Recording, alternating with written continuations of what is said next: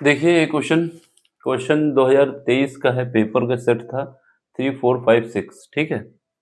3 4 6 5 नहीं है, 346 BS 2023 class 12 है, यूपी बोर्ड का। क्वेश्चन नंबर 4 का अंगा पार्ट है। इसमें क्या है कि हमसे ये पूछा जा रहा है कि नति कोण क्या होगा वास्तविक। सबसे पहले जब हम चुंबक को लटकाते हैं तो उसमें क्या कहानी होती है। देखो, कोई भी चुंबक को हम लटकाएंगे तो उसमें कुछ ऐसी कहानी होती है।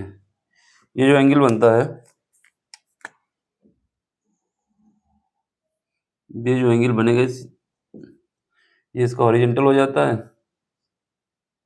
ठीक है। ये इसका वर्टिकल कंपोनेंट हो जाता है यहाँ से। ये एंगल बनता है थीटा। इसी को नति कोण कहा जाता है। tan theta is equal to होता है, tan theta is equal to क्या होता है, वर्टिकल डिवाइड बाई हॉरिजॉन्टल। तो ये कहानी होती है। लेकिन इस बार क्या किया गया है कि इसको चुंबकीय आमोत्तर के साथ 30 डिग्री पे लटकाया गया, यानी इस वाले पूरे सिस्टम को ही 30 डिग्री पे लटका दिया गया है। कुछ ऐसा हुआ है। क्या हुआ है कि हमारे पास ये सिस्टम जो था,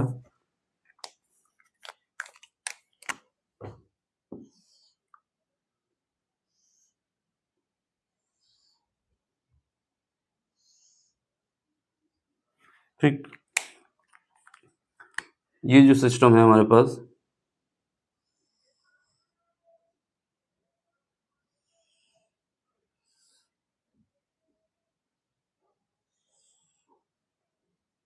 ठीक है, तो ये एंगल बना दिया गया है 30 डिग्री, ठीक।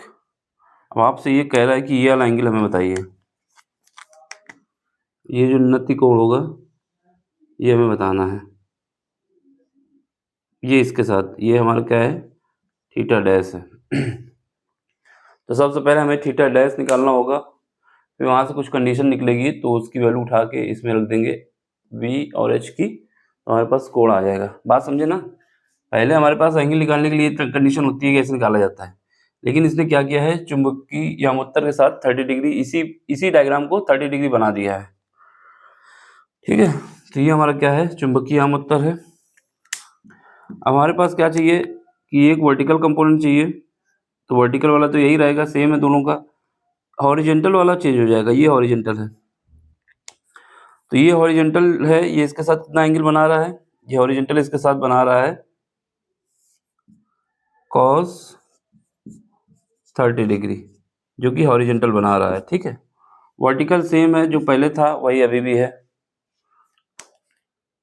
ये हमारा, सॉरी, ये हॉरिजॉन्टल नहीं, ये वर्टिकल है, ये वर्टिकल है। चेंज क्या हुआ है, चेंज हुआ है हॉरिजॉन्टल। पहले हॉरिजॉन्टल सीधा था, जो एंगल बना रहा था वही था, लेकिन इस बार चुंबकीय यामोत्तर के साथ इस वाले डायग्राम को ऐसे लटका दिया गया है, तो उसका नति कोण थीटा डैश हमने मान लिया है, ठीक है। अब इसको हमें सॉल्व करना है। तो सबसे पहले हम यहाँ से tan थीटा निकाल लेते हैं। tan थीटा डैश निकालोगे तो क्या आएगा, ये हॉरिजॉन्टल कितना है, सॉरी वर्टिकल v आ जाएगा, और हॉरिजॉन्टल क्या है, h cos 30।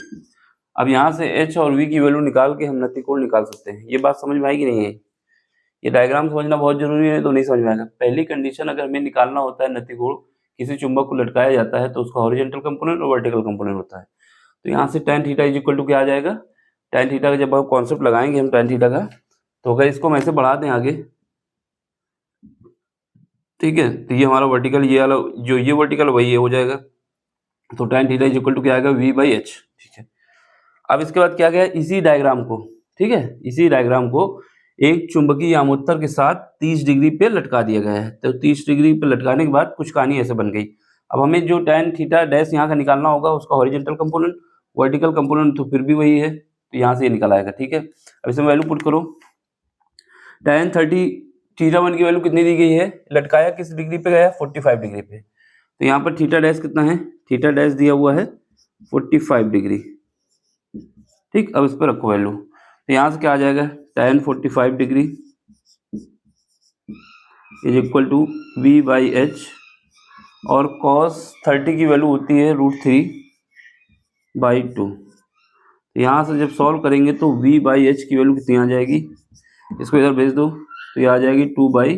√3, क्योंकि tan 45 की वैल्यू होती है 1, तो ये निकल आएगा। ठीक है, अब जो ये इक्वेशन नंबर 1 हो गई, ये इक्वेशन नंबर 2 हो गई। अब हमें क्या निकालना है, थीटा निकालना है, tan थीटा। तो क्या होगा, इस वैल्यू को उठा के यहाँ रख दो लिखोगे समीकरण 1 व 2 से, ठीक है, यहाँ पे रखो tan theta is equal to कितना आ जाएगा, tan theta is equal to हमारे पास आ जाएगा v/h की वैल्यू कितनी आई है, देख लेना एक बार। ये तो 2 ऊपर चला जाएगा मेरा, ये मिला लें गलत ना हो जाए। देखो ये वाला 2 ऊपर जाएगा ना, ये 2 ऊपर जाएगा तो नीचे आएगा, यहाँ पर बचेगा √3/2, गलती हो रही थी। ये tan 45 है, जब इसको इधर भेजोगे तो क्या बचेगा, ये तो बचेगा √3/2। तो यहाँ से क्या आ जाएगा, तो ये हमारे पास आया, इसको रखो √3/2। अब यहाँ से थीटा की वैल्यू निकाल लो, थीटा इज इक्वल टू आ जाएगा tan इनवर्स √3/2। तो यही हमारा आंसर है। देख लो, समझ लो, कोई दिक्कत नहीं है। 3 नंबर का क्वेश्चन था, बिल्कुल इजी क्वेश्चन था, कुछ करना नहीं था, बस कॉन्सेप्ट पता होना चाहिए था कि अगर हमें क्या निकालना होता है, नत्ती कोण निकालना होता है, तो उसके लिए कंडीशन ये होती है। लेकिन ये पूरे सिस्टम को उठा के एक चुंबकीय यामोत्तर के साथ 30 डिग्री पे लटका दिया गया है। ये हॉरिजॉन्टल के साथ कितना एंगल बन के आएगा, वही हमें चाहिए। वर्टिकल तो सेम रहेगा दोनों का, एक ही लाइन पे है, ठीक है। तो यहाँ से थीटा डैश निकल आएगा। ये जो थीटा डैश दिया हुआ है, ये जो थीटा डैश है, इसकी वैल्यू दी गई है 45 डिग्री, पेपर में दिया हुआ है ना, लटकाने के बाद 36 के साथ कितना एंगल बन रहा है, ये शब्द लिखा हुआ है 45 डिग्री। तो यहाँ से हम क्या करेंगे, हॉरिजॉन्टल कंपोनेंट और वर्टिकल कंपोनेंट में रिलेशन निकालेंगे, जो कि हमें यहाँ पे रखने में काम आएगी। फिर उसके बाद वैल्यू निकाल लेंगे, ये हमारा आंसर आ जाएगा। ठीक, अब आपके पास कैलकुलेटर रहता नहीं, कैलकुलेटर होगा तो इसका आंसर 41 डिग्री आ जाएगा। फिर अगर आप ऐसा भी लिखेंगे तब भी पूरे नंबर मिलेंगे, ठीक है। तो ये मत सोचना, बस यही हो सकता है कि √3 की वैल्यू 1.732 रख सकते हैं, उसको 2 से डिवाइड कर दें, आंसर ये भी आपका सही है। इसकी वैल्यू अगर 41 डिग्री लिख के आते हैं तो कैलकुलेटर होता तो निकल आती, तो है नहीं।